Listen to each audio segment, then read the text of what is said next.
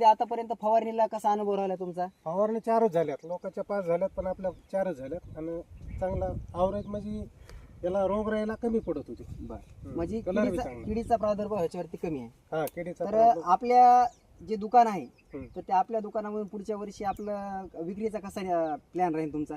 या वर्षी बी माझ्या म्हणण्यावर मी बऱ्याच शेतकऱ्याला दिल्यात, बरं. पण पुढच्या वर्षी तर अजून बी देऊन आता या वर्षी गेल्या वर्षी नव्हत्या, हम्म. त्या हिशोबाने या वर्षी तरी थोड्या लोकांना दिल्यात, पुढच्या वर्षी जास्त देऊ. मागील वर्षी अवेलेबल नव्हतं पण हा, या वर्षी available विक्री झाली आहे. हा, पण या पुढच्या वर्षी वर्षी विक्री. आपल्या इकडं मोठ्या प्रमाणामध्ये शेतकऱ्यापर्यंत विक्री हा, आपल्या.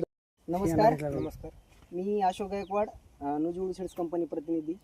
आज आपण जगदंबा कृषी सेवा केंद्र शिरसदेवी यांचे संचालक यांच्या शेतामध्ये हे आशावान इथं लागवड केलेलं आहे. तर आज आपण स्वतः शेत इथं आहेत, तर त्यांना विचारू की आपण ही आशावान तुम्ही याची लागवड कशी केली, त्याचा अनुभव काय, आणि आता तुम्हाला हे पीक कसं वाटतंय.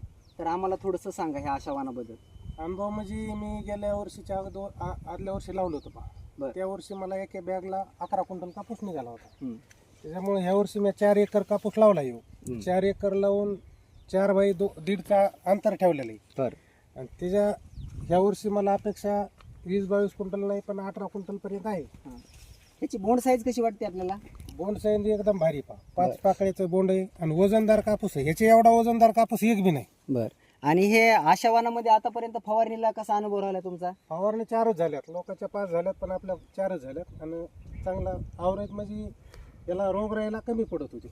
म्हणजे कलर बी किडीचा चांगला. किडीचा प्रादुर्भाव ह्याच्यावरती कमी आहे. हा, किडीचा तर problem. आपल्या जे दुकान आहे हम्म. तर त्या आपल्या दुकानामधून पुढच्या वर्षी आपलं विक्रीचा कसा प्लॅन राहील तुमचा?